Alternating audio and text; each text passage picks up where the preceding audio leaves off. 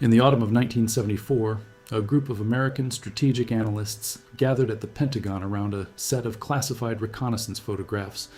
The images had been captured by KH-9 hexagon satellites passing over a remote stretch of steppe in the Soviet Union, east of the Ural Mountains.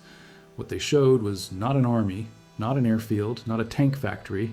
What they showed was a field of holes, perfectly circular, geometrically precise holes, spaced at exact intervals across hundreds of square kilometers of frozen earth.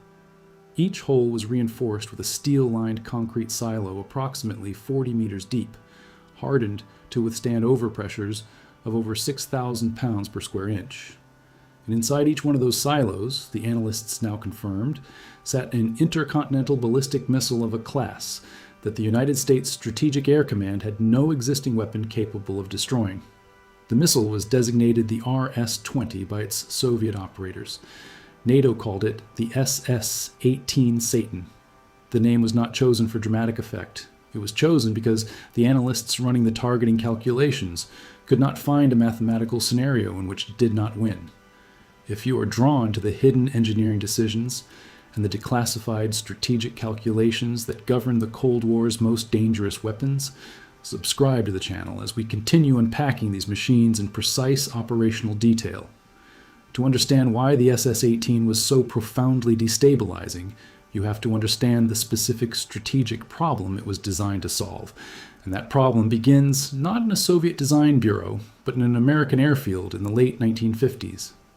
When the United States Air Force deployed the first generation of Minuteman intercontinental ballistic missiles, they fundamentally transformed the nature of nuclear warfare. The Minuteman was a solid-fueled, highly accurate, rapid-launch weapon. It required no lengthy fueling procedure. A crew of 2 officers sitting inside a hardened launch control capsule could turn 2 keys and send a Minuteman downrange within minutes of receiving a valid launch order. The Soviets watched the deployment of the Minuteman force with extreme alarm. Their existing liquid-fueled ICBMs required hours of preparation before launch. The Americans had effectively removed the warning window that Soviet strategic doctrine depended upon. If the United States could launch a coordinated first strike against Soviet missile silos before those missiles could be fueled and prepared, the entire Soviet nuclear deterrent could be destroyed on the ground. This was the vulnerability that defined the next 2 decades of Soviet weapons development. The Strategic Rocket Forces, the branch of the Soviet military responsible for land-based nuclear missiles, issued a formal requirement to the design bureau known as Yuzhnoye in Dnipropetrovsk, Ukraine. The requirement was extraordinarily specific. The new missile had to be capable of surviving a near-miss nuclear detonation in its silo and still launching. It had to carry enough warheads to destroy multiple hardened American targets with a single shot. It had to possess the range to reach any point in the continental United States from fixed positions deep inside the Soviet Union. And it had to hit those targets with a precision that previous Soviet missiles had never achieved. The answer that came back from Yuzhnoye's chief designers was the R-36M. The designation would change several times throughout its operational life, but the fundamental engineering philosophy behind it would remain constant. It would be the largest, the heaviest, and the most destructive ballistic missile ever placed into operational service by any nation in the history of warfare. The first engineering decision that defined the SS-18 was the choice of propellant, and it immediately separated the Soviet approach from every American design philosophy of the era. The United States had moved aggressively towards solid-fueled missiles with the Minuteman precisely because solid fuel offered rapid deployment, long-term storage stability, and a dramatically reduced logistical footprint. The Soviets examined the same arguments and reached a fundamentally different conclusion. Solid rocket propellant, for all its operational convenience, contains a fixed energy density. The amount of thrust a solid-fueled motor can generate is directly constrained by the chemistry of the propellant mixture. To achieve the specific combination of range, payload, and accuracy that the R-36M demanded, solid fuel simply could not provide enough raw energy within the physical dimensions the program required. The Yuzhnoye engineers chose instead to use a hypergolic liquid propellant system. The specific combination selected was nitrogen tetroxide as the oxidizer and unsymmetrical dimethylhydrazine as the fuel. These 2 chemicals are extraordinarily dangerous. Nitrogen tetroxide is a highly corrosive, deep red liquid that will immediately destroy biological tissue on contact. Unsymmetrical dimethylhydrazine is acutely toxic, readily absorbed through the skin, and classified as a probable human carcinogen. More critically, these two substances are hypergolic. When they come into contact with one another, they ignite spontaneously without any external spark or ignition system. There is no delay, no timing mechanism, no possibility of a misfire. The instant the propellant lines open and the two chemicals meet, combustion begins. This hypergolic characteristic was not a flaw to be engineered around. It was a deliberate design feature. Because there was no ignition system that could fail, the reliability of the motor ignition was essentially absolute. You do not need to worry about a sparks plug failing at the moment of a nuclear launch. But the use of hypergolic propellants introduced a severe set of engineering constraints that would define the operational infrastructure of every SS-18 silo across the Soviet Union. These chemicals cannot simply sit in open fuel tanks. Nitrogen tetroxide will corrode standard steel alloys within weeks. Unsymmetrical dimethylhydrazine is so chemically reactive that it must be stored in sealed, carefully temperature-regulated containers constructed from specialized alloys capable of resisting both chemical attack and thermal expansion. At the silo level, this meant every SS-18 installation required an extraordinarily complex system of sealed storage tanks, independent pressurization circuits, redundant leak detection arrays, and dedicated neutralization facilities to handle propellant spills during the fueling procedure. A single compromised seal in the transfer lines could result in the two chemicals mixing prematurely inside the silo, producing an instantaneous hypergolic detonation that would destroy the missile, the launcher, and every technician within the blast radius. The engineers at Yuzhnoye addressed this storage problem through a technique that fundamentally changed how a liquid-fueled ballistic missile could be operationally deployed. They engineered the R-36M to be delivered to its silo pre-fueled and hermetically sealed inside a specialized transportation and launch canister.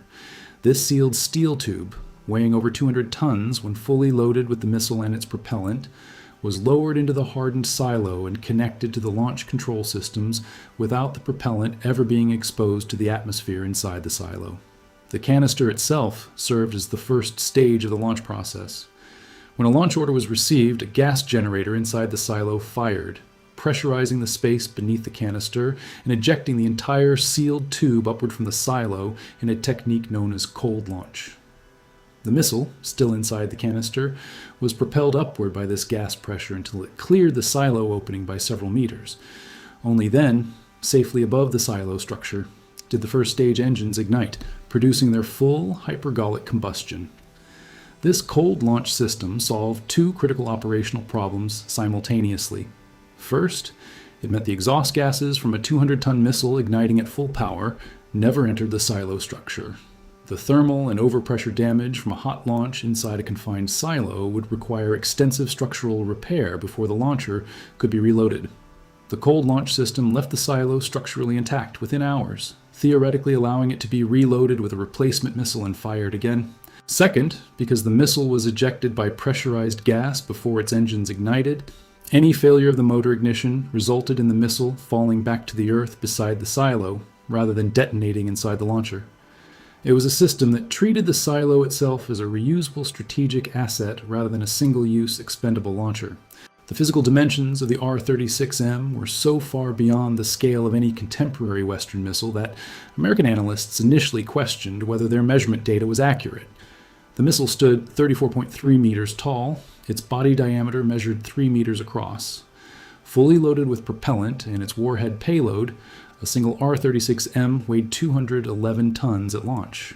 For direct comparison, the American Minuteman III, which remained the backbone of the United States land-based nuclear deterrent throughout this entire period, stood 18.2 meters tall and weighed just over 35 tons. The SS-18 was not simply a larger missile. It was a fundamentally different class of strategic instrument.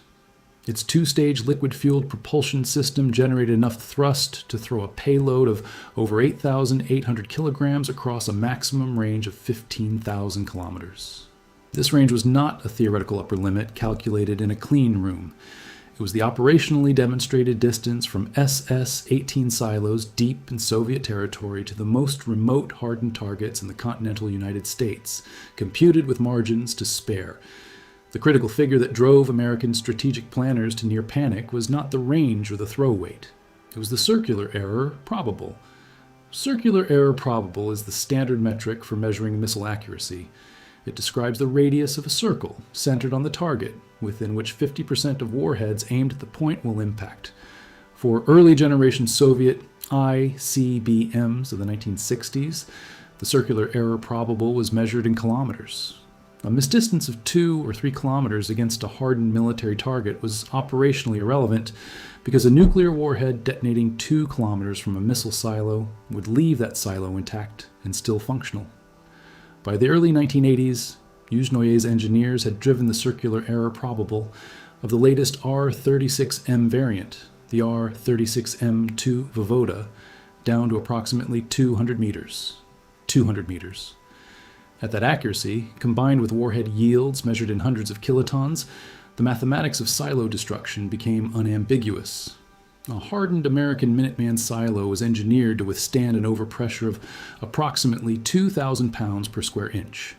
A nuclear warhead of sufficient yield detonating 200 meters from that silo would generate overpressures far exceeding that structural limit. The silo would be destroyed. The missile inside it would never launch. The SS-18's accuracy had crossed the threshold where it was no longer simply a city-destroying terror weapon. It had become a precision counterforce instrument capable of surgically dismantling the American nuclear arsenal before it could respond. The warhead configuration of the SS-18 amplified this threat to a degree that the original American threat assessments had not fully anticipated. The R-36M was designed from its earliest specifications to carry multiple independently targetable re-entry vehicles. Rather than a single large nuclear warhead riding the missile to a single target, the SS-18's payload bus carried a cluster of individually guided warheads, each with its own trajectory. After the second stage of the missiles completed its burn and the payload bus separated from the spent rocket body, a small maneuvering engine on the bus fired repeatedly, precisely adjusting the bus's trajectory between each warhead release. Each individual warhead was then dispensed along a calculated ballistic path to a separate target. The final variant of the SS-18, the R-36M2, was certified to carry 10 of these warheads, each with an independently programmable yield in the range of 550 to 750 kilotons. 10 warheads. 10 separately targeted impact points from a single missile. The strategic arithmetic that this capability produced was the defining crisis of American nuclear planning throughout the 1970s and 1980s. The United States maintained approximately 1,000 Minuteman silos during this period. The Soviet Union deployed a total of 308 SS-18 launchers under the SALT II treaty limits. 10 warheads per missile multiplied by 308 launchers yielded a theoretical capacity of 3,080 warheads, more than triple the number of American silo targets. In purely mathematical terms, the Soviet Union could execute a theoretically disarming first strike against the entire American land-based ICBM force, and still have the majority of its SS-18 fleet in reserve, ready to hold American cities hostage against any retaliatory response from submarine-launched or bomber-delivered weapons. This was the scenario that American planners called the window of vulnerability, and it is not an exaggeration to say that it drove American defense spending, arms control negotiating positions, and strategic doctrine for nearly 15 years. The silos that housed these weapons were themselves engineering achievements of extraordinary scale. The standard SS-18 launch facility, designated by Soviet operators as the OS complex, was constructed at a depth that made it nearly impervious to anything short of a direct nuclear hit. The silo shaft was lined with high-strength reinforced concrete walls over a meter thick. The entire concrete structure was then surrounded by a layer of shock-absorbing material that allowed the silo shell to move independently of the surrounding soil in the event of a nearby nuclear detonation. This suspension system, combined with the massive reinforced concrete construction, gave the silo a survivability rating that American war planners found profoundly alarming. As American warhead accuracy improved through the 1970s and began to approach the circular error probable values required to destroy these hardened facilities, the Soviet engineers at Yuzhnoye simply upgraded the hardness standards. The later silo generations were certified to withstand overpressures approaching 6,000 pounds per square inch, a figure that, at that time, exceeded the lethal radius of every American warhead then in service against hardened targets. The silo was not merely a hole in the ground. It was a precisely engineered military installation designed specifically to survive the detonation of a nuclear weapon close enough to shatter glass 50 kilometers away. Inside the silo, the launch control systems were entirely separate from the missile itself. The two-man launch crews did not sit adjacent to the missile. They operated from a hardened launch control capsule, located at a depth and a lateral distance from the silo that gave them survivability through both the nuclear detonation they might be launching in response to and the retaliatory strike that might follow. The capsule itself was suspended on internal shock absorbers and equipped with independent life support, communications, and power generation systems. It was entirely self-contained. If every surface installation connected to the silo was destroyed, the crew inside could still receive a valid launch order through the extremely low-frequency radio system and execute it successfully. The guidance system that made the SS-18's extraordinary accuracy possible was one of the most closely guarded technical secrets of the Soviet military establishment. Western intelligence agencies spent enormous resources attempting to characterize the specific inertial navigation platform that Yuzhnoye integrated into the R-36M's guidance package. Inertial navigation, in the context of an intercontinental ballistic missile, works by precisely measuring every acceleration the missile experiences from the moment its engines ignite until its warheads separate from the payload bus at the edge of space. By integrating these measured accelerations over time, the guidance computer continuously calculates the missile's exact velocity and position relative to its pre-programmed launch point coordinates. Any deviation from the intended trajectory is detected and corrected by the guidance system firing small thruster packages on the second stage and later on the payload bus. The precision of this process depends entirely on the accuracy of the accelerometers and gyroscopes at the heart of the inertial navigation platform. These instruments must measure forces and rotations with extraordinary fidelity. A gyroscope that drifts by a fraction of a degree per hour translates, over a flight time of 30 minutes, covering 15,000 kilometers, into a missed distance of potentially hundreds of meters. The Soviet guidance engineers solved the drift problem through a combination of highly precise mechanical gyroscopes, manufactured to tolerances that required entirely new machining facilities, and a system of stellar-inertial correction in later variants. Stellar-inertial guidance worked by incorporating a small optical sensor in the payload bus that could observe specific navigational stars during the mid-course phase of the flight when the bus was above the atmosphere. By comparing the observed star positions against a preloaded star catalog, the guidance computer could precisely correct any accumulated inertial drift before releasing the individual warheads. It was a system of extraordinary engineering elegance, combining the dead-reckoning precision of mechanical inertial navigation with the absolute positional reference of celestial bodies to achieve accuracy that the first generation of Soviet ICBMs could not have approached within an order of magnitude. The deployment strategy that the Soviet strategic rocket forces developed around the SS-18 force reflected a deep operational understanding of how to exploit the missile's capabilities while mitigating its most critical vulnerability.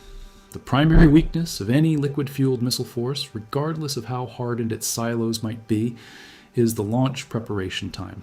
The cold launch canister system largely solved the immediate pre-launch preparation requirement for the RS-20, because the missile was already fueled and sealed inside its canister. Given a valid launch order, the crew could initiate the gas generator ejection sequence within minutes of turning their launch keys. But the strategic vulnerability was not in the launch sequence. It was in the detection-to-decision timeline.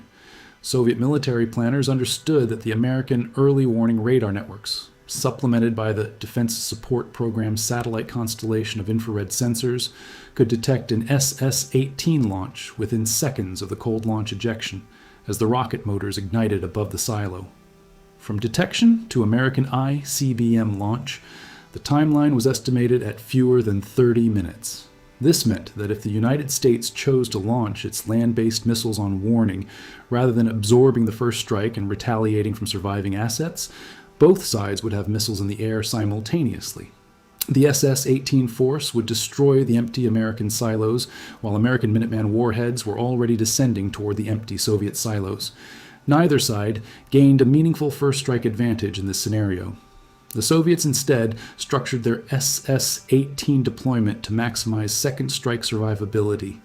By distributing the 308 silos across an enormous geographic area of Central Asia and Siberia, they forced American planners to commit an enormous number of warheads just to suppress the SS-18 force. The geographic distribution meant that no single American submarine on patrol could hold the entire SS-18 complex at risk. Multiple submarine patrols and a significant portion of the strategic bomber force would all have to coordinate simultaneously to execute a comprehensive suppression of the SS-18 silos. This coordination requirement introduced its own set of timing vulnerabilities that American planners could never fully resolve. The Soviets were fully aware of this mathematical reality, and they relied on it as the fundamental guarantee of their deterrent posture. The operational history of the SS-18 is not characterized by dramatic combat use or crisis deployments. It is instead defined by the continuous, grinding pressure it exerted on every arms control negotiation conducted between Washington and Moscow from the early 1970s through the end of the Cold War. At the SALT II negotiations, American negotiators focused obsessively on limiting the number of SS-18 launchers and the number of warheads each could carry. The Soviets, fully aware of the leverage their heavy ICBM force provided, negotiated from a position of extraordinary confidence. They had a weapon system that no American land-based missile could currently match in throw weight or warhead capacity, and they intended to extract maximum diplomatic value from that asymmetry. The eventual SALT II limit of 308 SS-18 launchers was a figure the Soviets accepted, not because it constrained their strategic ambitions, but because 308 SS-18s, carrying 10 warheads each, provided a mathematical overmatch against the American Minuteman force that fully satisfied their targeting requirements. The treaty limited launchers without limiting the fundamental strategic problem those launchers represented. When the Reagan administration chose not to submit SALT II for Senate ratification, the constraints on further SS-18 modernization evaporated entirely, and Yuzhnoye proceeded with the development of the R-36M2 Voyevoda, the most capable variant of the design, incorporating improved guidance accuracy, enhanced silo survivability, and penetration aids designed to defeat American ballistic missile defense concepts. The penetration aids, known in Soviet technical documentation as Sredstva protivodeyствия, represented a final layer of engineering complexity layered onto an already extraordinarily capable weapon system. By the mid-1980s, American ballistic missile defense research had progressed to the point where Soviet planners took seriously the possibility that future American interceptor systems might be able to engage re-entry vehicles in their terminal descent phase. A re-entry vehicle moving at velocities approaching 7 kilometers per second in the final moments before impact presents an extraordinarily difficult intercept problem, but the theoretical capability existed. To further complicate the intercept geometry, the SS-18 payload bus was equipped to release decoys alongside its actual warheads. These decoys were lightweight inflatable structures that, in the vacuum of space above the atmosphere, traveled on identical ballistic trajectories to the actual warheads.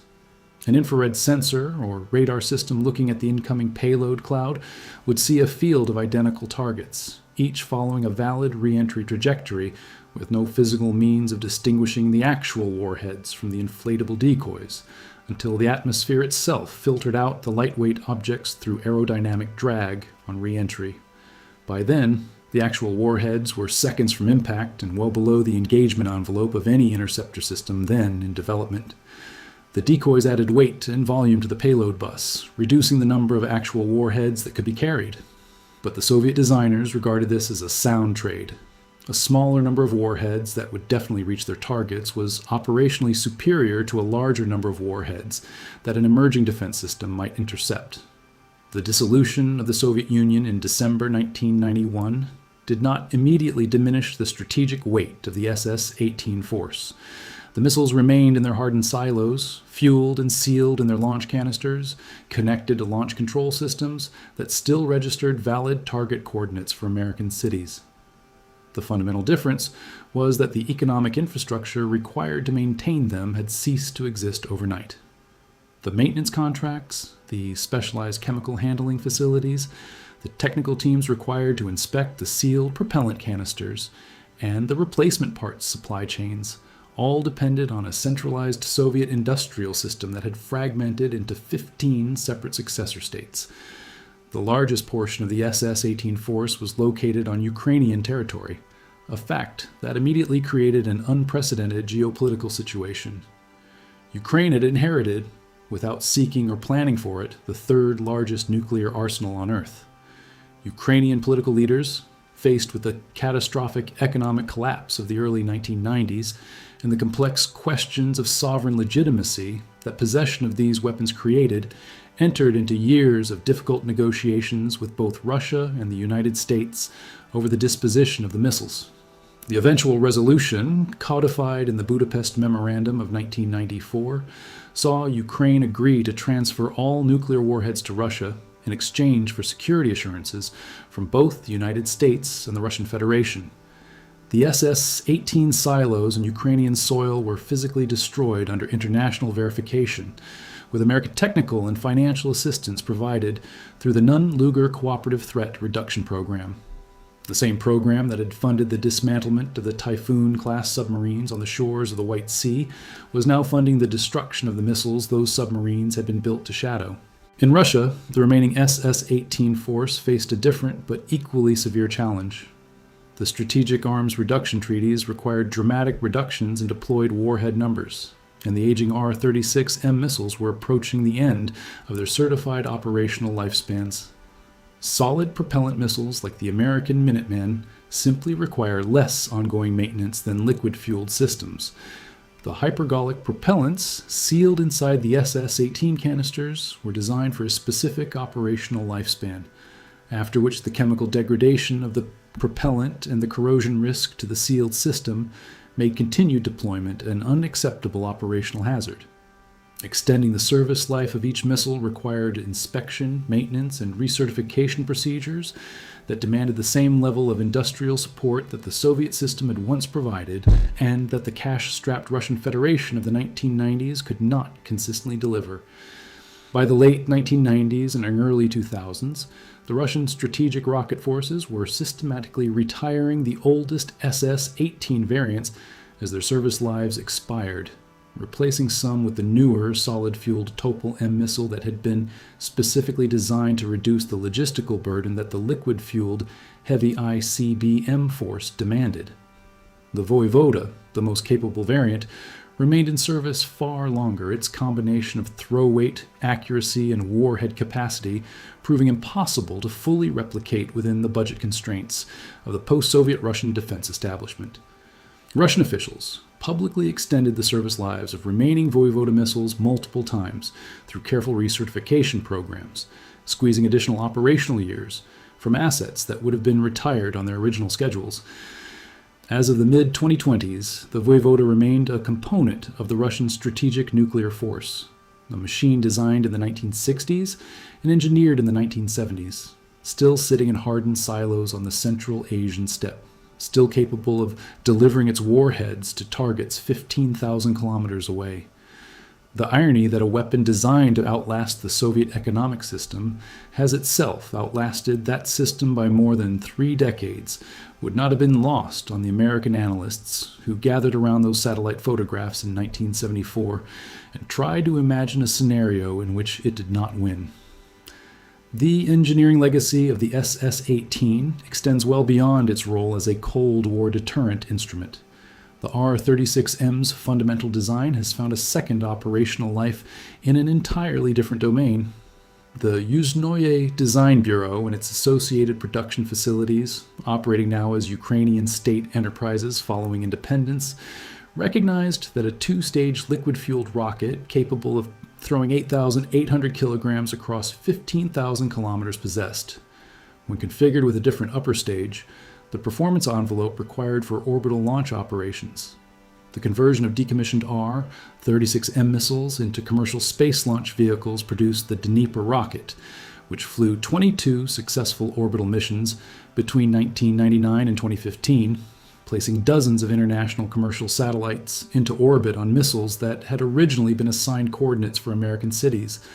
The same hypergolic propulsion chemistry, the same cold launch canister ejection system, and the same fundamental structural engineering that had defined the most destabilizing weapon in the history of arms control treaties was delivering commercial payloads to orbit at a cost that Western launch providers found difficult and undercut. It is perhaps the most complete transformation in the history of rocketry. Instruments of potential civilizational destruction repurposed, within a single decade, into infrastructure for global communications. What the photographs showed those analysts in 1974 was not simply a field of missile silos.